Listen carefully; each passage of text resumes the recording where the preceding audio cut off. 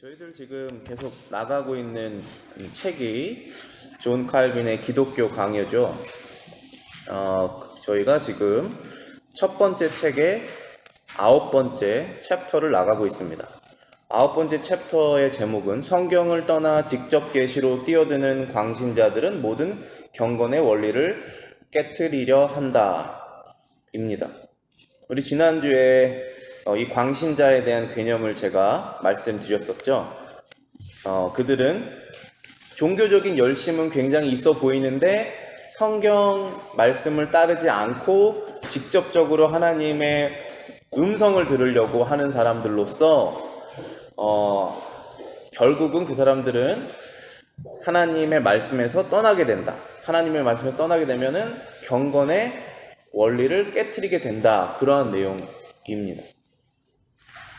그러면은 오늘 저희가 다룰 내용은 성령님의 역사에 대해서 저희들이 다뤄보려고 합니다. 자, 여러분들이 다 지금 영적인 존재인 거 아시죠? 사람이 동물하고 다른 점이 하나가 있습니다. 동물은 먹을 것을 주고 편한 환경을 주면은 행복합니다. 그런데 사람은 영적인 존재이기 때문에 하나님과의 영적인 관계가 올바로 정립되지 않은 상태, 그 상태인 순간 행복이 깨지게 됩니다. 그게 정말 순간이에요. 1초 단위로 바뀔 수도 있습니다.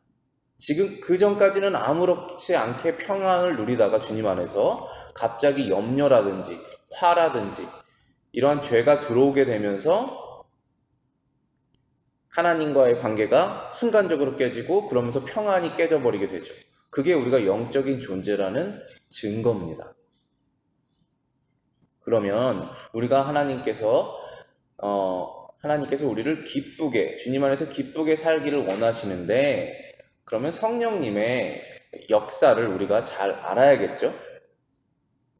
두 번째 그 주제는, 챕터 9의 두 번째 주제는 성령은 말씀을 받아들임으로써 인식된다라는 것입니다. 영어 문장도 읽어보겠습니다. The Holy Spirit is recognized in His agreement with Scripture. 자, 이 뜻은 이 문장 그대로 말하면은 성령님은 인식되신다. 그분의 동의하심에 의해서 뭐랑 동의하시는 것이냐면 성경과 동의하시는 것입니다.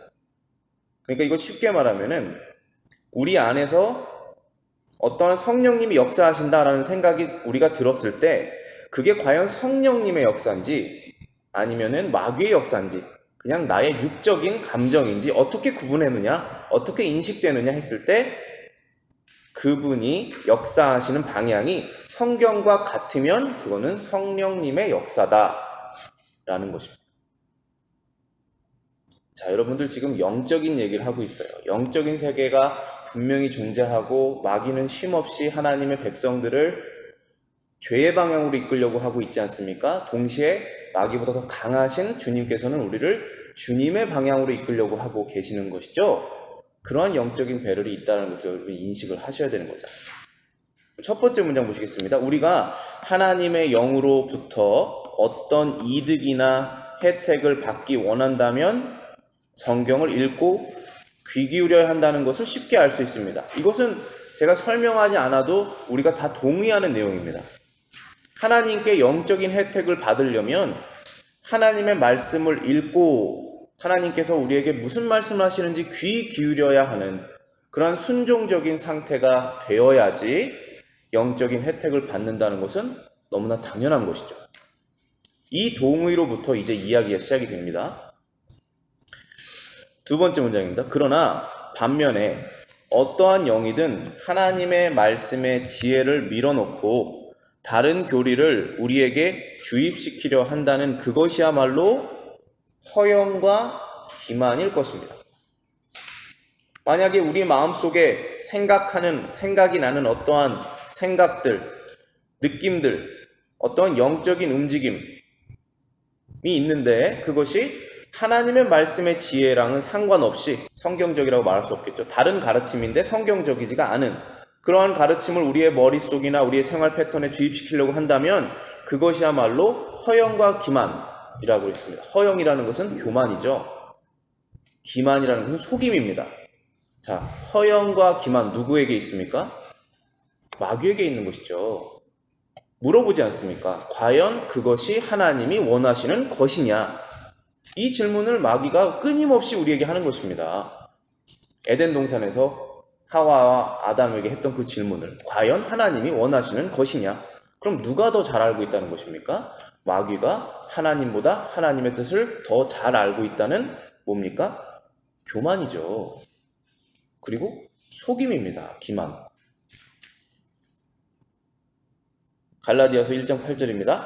그러나 우리나 혹은 하늘로부터 온 천사라도 우리가 너희에게 전한 복음 외에 다른 복음을 전하면 저주를 받을지어다. 많이 들어보신 문장이실 거예요. 성경 말씀이시죠. 갈라디아서 1장 8절. 우리나라고 했어요. 아주 강한 표현이에요. 사도 바울이 갈라디아에 있는 교인들에게 편지를 썼을 때 만약에 사도 바울과 사도 바울의 전도 역사 사역팀이라도 하나님 우리가 전했던 그 복음 외에 다른 말로 갑자기 말을 바꾼다면 그것은 저주를 받는 것이다 라고 말하는 것입니다. 하늘로부터 온 천사라도라고 그랬죠. 우리가 지금 일반적으로는 천사를 눈으로 보지 못하죠. 지금은 그런 시대입니다. 그러나 성경 시대 그리고 구약 시대에는 그런 일들이 자주 일어났었잖아요. 그러면은 그들이 하늘로부터 천사가 왔을 때 모습을 눈으로 보게 되죠.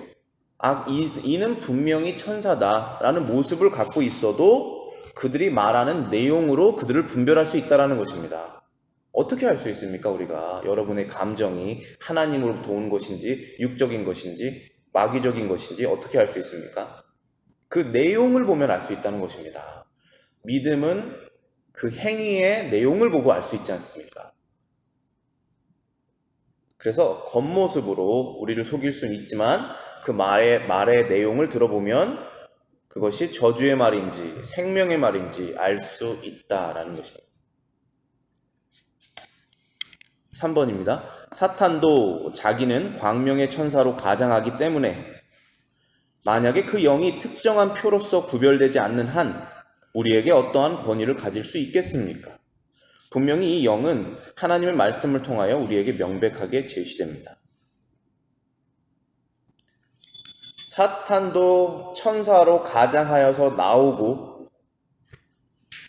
대단한 역사를 할 수 있는데 그게 사탄의 영인지 하나님의 거룩하신 성령이신지 구분을 해야지 우리가 그 말씀을 따를 수 있지 않겠습니까? 라는 것입니다. 권위라는 것은 아이가 학교에 가서 선생님의 말씀에 순종하는 것이 권위에 순종하는 것이죠. 아이가 부모의 말씀에 순종하는 것이 권위에 순종하는 것이죠. 사람이 하나님의 말씀에 순종하는 것이 권위에 순종하는 것이죠. 그런데 그 권위를 우리가 이분이 권위를 갖고 계신 분이다 라는 것을 알려면 구분을 먼저 해야 된다는 것입니다.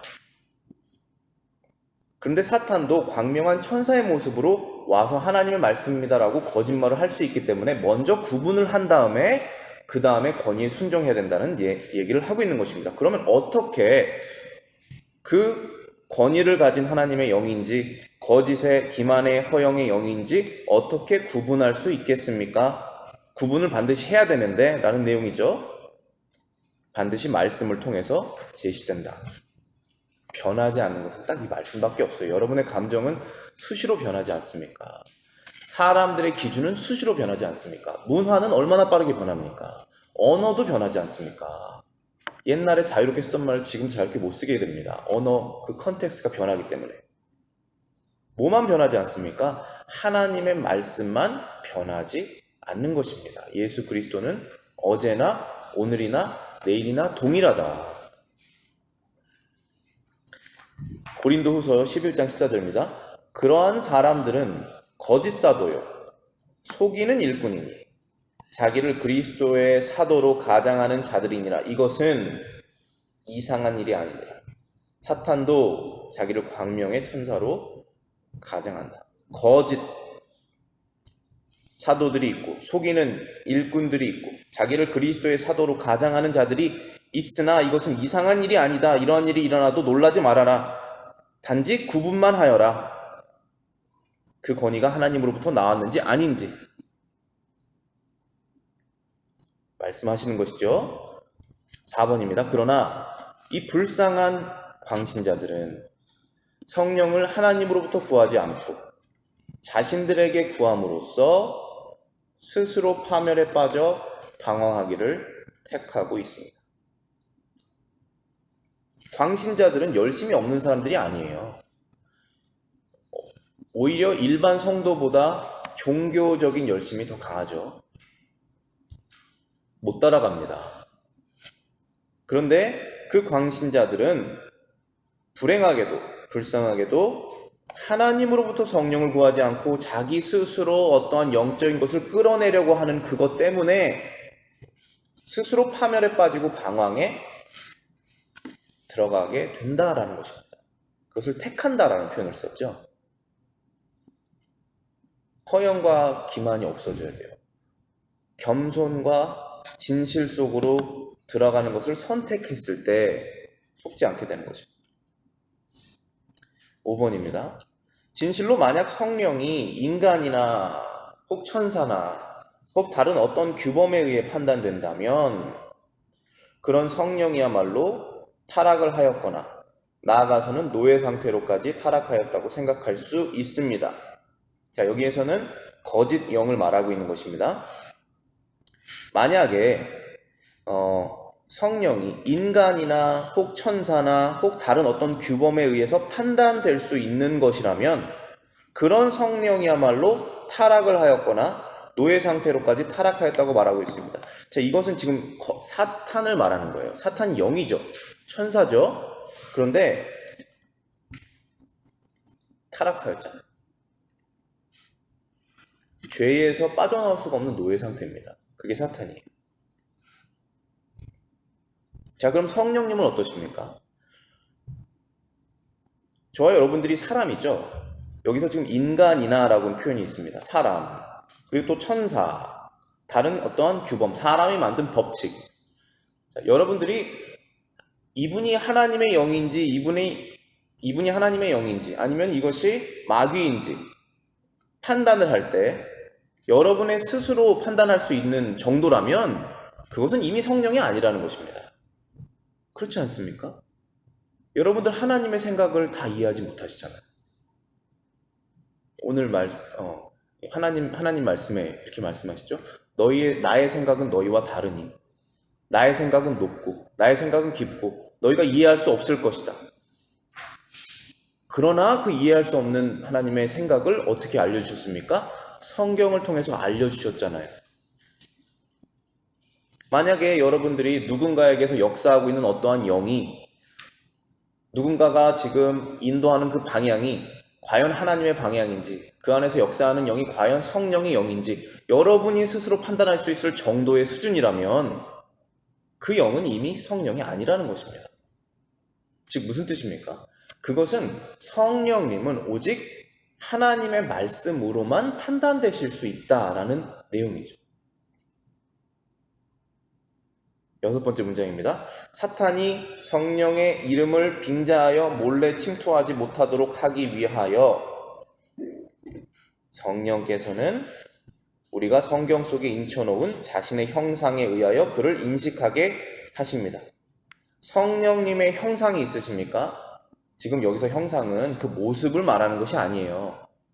하나님께서 사람을 자신의 형상으로 지으셨다는 것은 하나님이 몸이 없으신데 어떻게 형상이 있으십니까? 그것은 하나님의 이미지예요. 하나님의 영적인 캐릭터를 사람에게 심으셨다는 것입니다. 그래서 사람만이 세상의 모든 창조물 중에서 유일하게 하나님의 이미지를 가지고 있는 것입니다. 영적인, 도덕적인, 지적인, 거룩한 이러한 성품들이 있는 것입니다. 그런데 성령님께서 자신의 그 영적인 캐릭터, 그 모습을 어디에다가 알려주셨다고 했습니까? 성경 속에 인치셨다라고 했습니다. 그래서 하나님의 백성들이 하나님의 성령을 알아차릴 수 있도록 성경 속에서 자기를 다 드러내셨다는 것입니다. 그래서 성령의 이름을 빙자하여 사탄이 성도에게 침투하지 못하도록, 교회에 침투하지 못하도록 어디에다가 자신의 모습을 나타내셨습니까? 성경에 나타내셨다는 것입니다. 혼란스러운 세대예요. 앞으로 더 혼란스러우실 거예요. 교회에서도 의견이 다 나뉘잖아요. 세상이 빠르게 바뀌지 않습니까? 하나님 말씀이 변하지 않는다는 것에 우리는 안정감을 느끼는 거예요. 왜냐하면 사람이 모여서 어떠한 규범을 만들었다고 해보십시오. 어떠한 정말 똑똑한 신학자들이 모여서 어떠한 규범을 만들었는데 그 규범이 성경과 다르다 하면 우리는 알 수가 있는 거예요. 그것은 잘못된 방향이구나. 그 방향은 처음에는 잘 모르게 돼요. 그러나 성경을 통해서 알 수 있습니다. 시간이 가면 그것이 잘못됐다는 것이 드러나게 됩니다. 그렇지만 처음에 우리가 속지 않을 수 있도록 성령님께서 성경에서 알려주셨다는 거예요. 자, 지금 저희가 계속 말씀하고 있는 내용들이 뭐냐면은 과연 이것이 성령의 역사냐, 성령의 메시지냐 라는 것을 과연 어떻게 할 수 있느냐라는 것이죠. 우리 마음속에, 아니면 교회 속에, 여러분 가정 속에 어떻게 할 수 있느냐? 그것은 성령님께서 자신의 모습을 그대로 다 보여주신 이 성경 안에서 알 수 있다는 것입니다. 왜냐하면 성경은 하나님의 영이 쓰신 것이기 때문에. 저자라고 그러지 않습니까? 성령이 성경의 저자이다. 7번입니다. 성경의 저자는 성령이므로 스스로 달라지거나 변화할 수 없습니다. 그러므로 성경에 나타낸 모습 그대로 영원히 영구하게 존속될 것입니다. 보존되실 것입니다. 우리랑 하나님이 달라요. 하나님은 우리랑 왜 다르시냐면은 하나님은 그 능력이 무한하십니다. 그리고 그 진실성이 무한하세요. 이 두 가지 사실을 반드시 잘 기억하시면 좋을 것 같아요.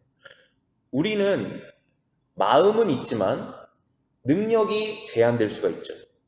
그래서 약속을 했는데 시간이 지나서 상황이 안 돼서 못 지킬 수 있습니다. 그게 능력 제한 때문에 그래요.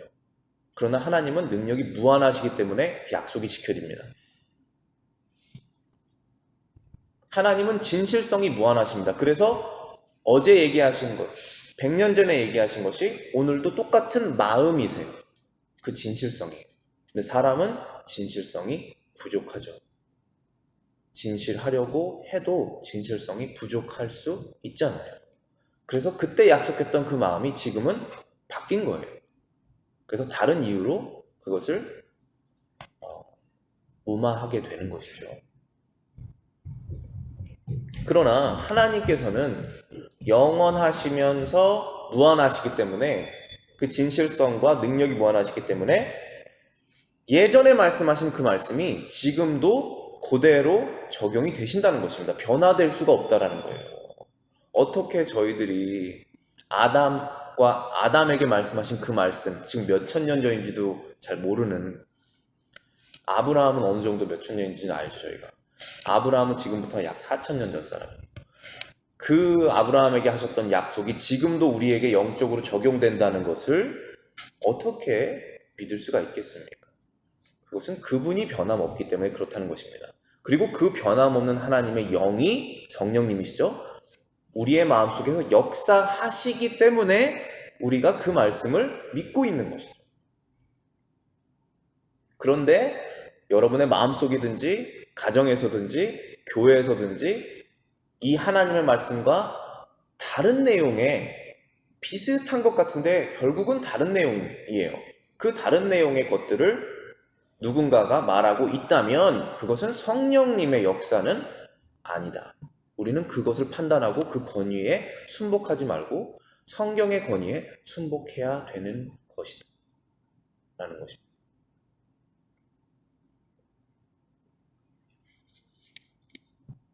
너무 중요한 내용이에요. 이 성령님의 역사를 여러분들이 멀리 있는 내용이 아닙니다. 매일매일 내 안에서 일어나는 일이잖아요. 다음 쪽 넘어가 보실게요. 세 번째 주제입니다. 말씀과 성령은 서로 불가분의 관계이다. inseparably. 분리할 수 없는, separate 할 수 없는 관계가 말씀과 성령입니다. 성부, 성자, 성령, 이 하나님은 separate 될 수가 없어요. 의견이 하나십니다. 기뻐하시는 것이 하나세요. 방법도 똑같으십니다. 목적도 같으세요. 그 성부, 성자, 성령님의 완벽한 유니티, 그것이 이 말씀과 성령의 관계에서도 동일하다라는 것입니다. 요한복음 1장에 예수님께서 이 세상에 오실 때 예수님을 뭐라고 표현했습니까? 말씀이 육신이 되어 세상에 오셨다. 그 안에는 은혜와 진리가 풍성하다. 왜 예수님을 말씀이라고 표현했을까요? 하나님은 우리가 말씀으로밖에 이해할 수가 없습니다. 알 수밖에 없어요. 하나님께서 우리에게 알려주시는 이 성경을 영어로는 바이블이라고도 하지만 계시라고도 합니다. 그거는 revelation이라고도 해요.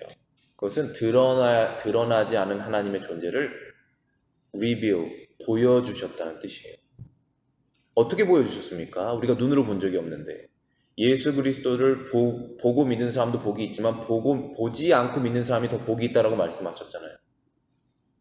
볼 수 없는 하나님을 우리는 성경을 통해서 알게 된 것입니다. 하나님은 이러한 분이시구나. 제가 조금 전에 말씀드렸던 하나님은 변함없이 약속을 지키시는구나.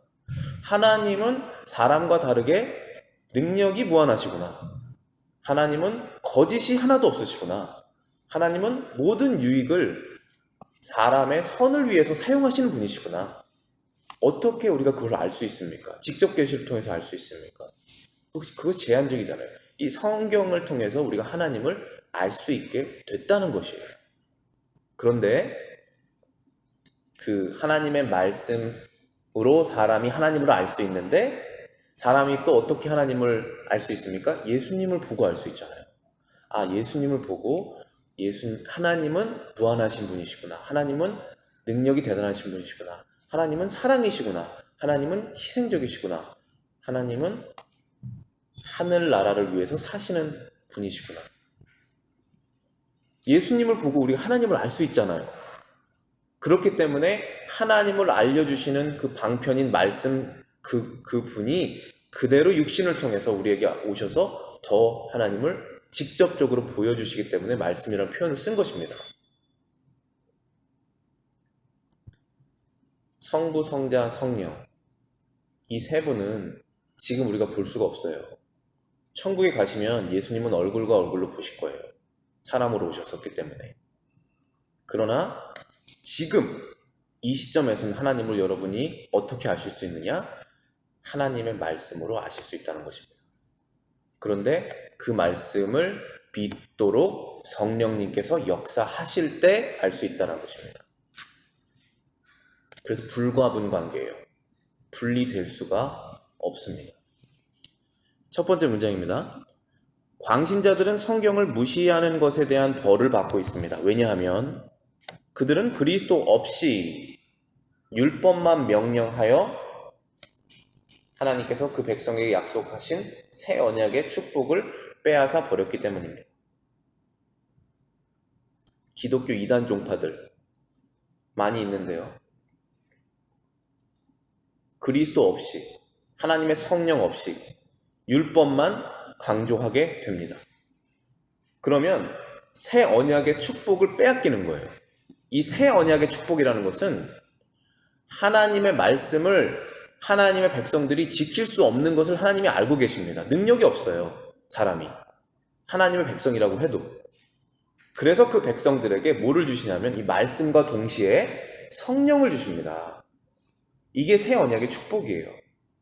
그런데 이단 종파에는 이 성경 말씀을 그들이 갖고 있어도 하나님의 영이 없기 때문에 이 말씀을 마음속에 새길 수가 없는 것입니다.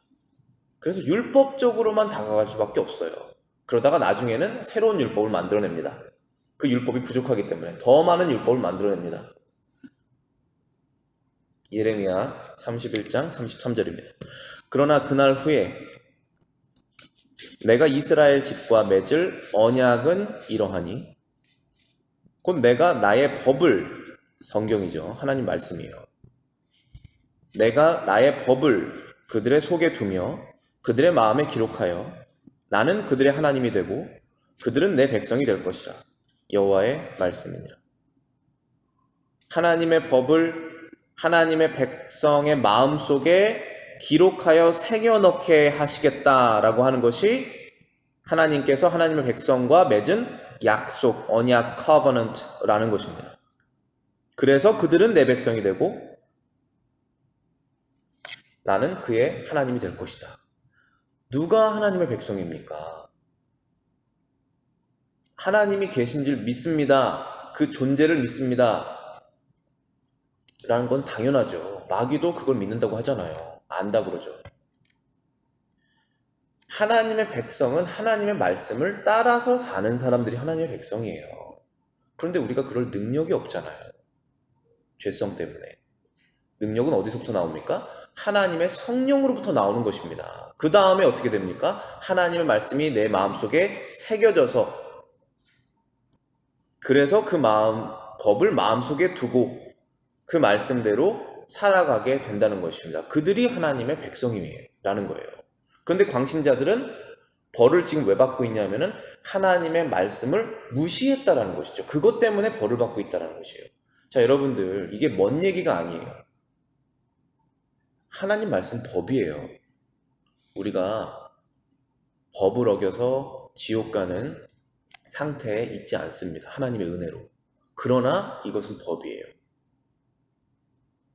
여러분들이 무슨 생각을 할 수 있는지 하지 말아야 되는지, 이 말을 해도 되는지 하지 말아야 되는지, 이 결정을 해도 되는지 하지 말아야 되는지. 법이잖아요. 옳고 그름입니다. Knowledge of good and evil이에요. 뭐가 좋고 뭐가 악한 것인지 알려주시는 것입니다. 하나님의 말씀으로. 성령님께서 우리에게 감동을 주셔서 따르게 하시는 것입니다. 두 번째 문장입니다. 그러므로 그리스도의 은총으로부터 끊어져, 그리스도의 은혜죠. 그리스도의 은혜로부터 끊어져서 마음의 감동이 없이 이 하나님의 말씀이 귀에만 들릴 때 그 하나님의 말씀은 죽은 글자요, 그 읽는 사람을 죽이는 것입니다. 왜 그렇습니까? 이거는 사형 선고기 때문에 그래요. 예수님께서 다시 오실 때 사형 재판을 하시지 않습니까? 영원한.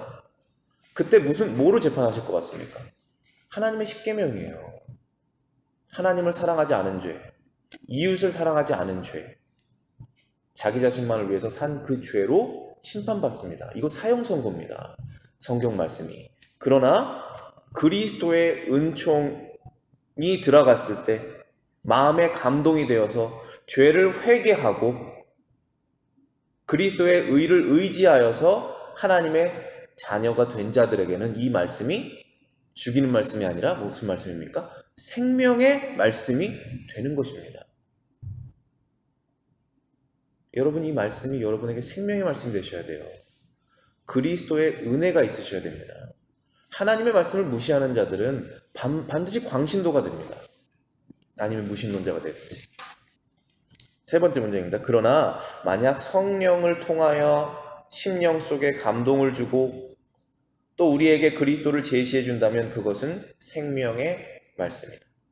영혼을 소생케 한다. 리프레시 하시는 것이죠. 죽었던 영혼, 슬펐던 영혼, 상처받았던 영혼이 회복되는 것입니다. 이 하나님의 말씀 안에 생명이 있기 때문에. 우둔한 자를 지혜롭게 한다. 다 아는 것처럼 생각했던 자가 우둔한 자 아닙니까? 그를 지혜롭게 한다는 것입니다. 시편 19편 7절입니다. 여호와의 말씀은 완전하여 영혼을 소성시키며 여호와의 증거는 확실하여 우둔한 자를 지혜롭게 하며.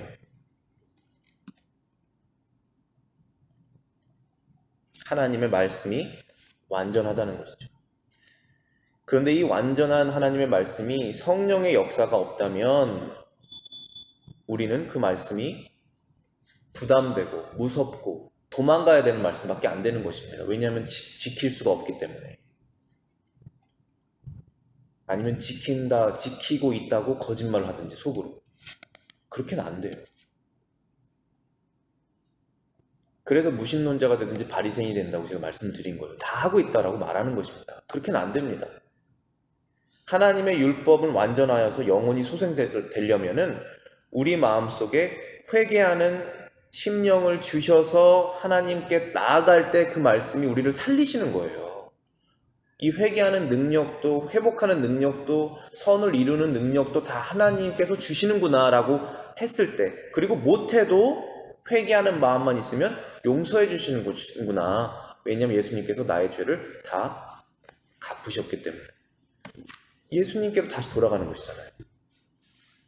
그때 이 말씀이 우리를 살린다는 것입니다. 네 번째 문장입니다.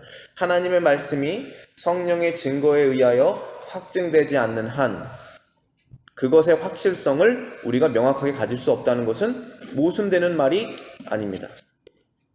자, 모순이 아니라는 것입니다. 어떤 것이 모순이 아니냐면 하나님의 말씀이 하나님의 말씀인지 어떻게 압니까? 했을 때 하나님의 말씀은 성령의 증거로 성령님께서 우리 마음속에 역사하셔서 믿음이 생겨서 그것은 하나님의 말씀입니다 라고 말하는 이 사실이 듣기에는 모순적으로 들리지만 모순이 아니다라는 것입니다. 왜냐하면 그 방법밖에 없기 때문에 그래요. 이 성경이 이 세상에서 역사적으로 가장 많이 사람들에게 읽혀지고 팔린 책이라고 하죠. 성경의 부수는 카운트하지도 않습니다. 너무나 부수차가 너무나 많이 나기 때문에 전 세계적으로. 성경을 그냥 어떤 학자가 공부할 수 있어요. 그런데 성령님의 역사 없이는 믿을 수는 없습니다. 성경의 박사가 될 수는 있어요. 근데 믿을 수는 없다는 거예요.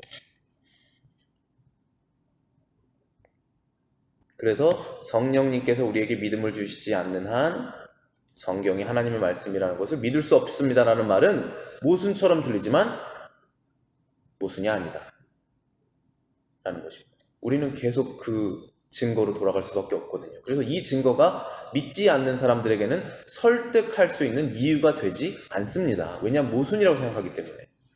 근데 우리는 그 말밖에 할 수가 없어요. 다른 방법이 없기 때문에.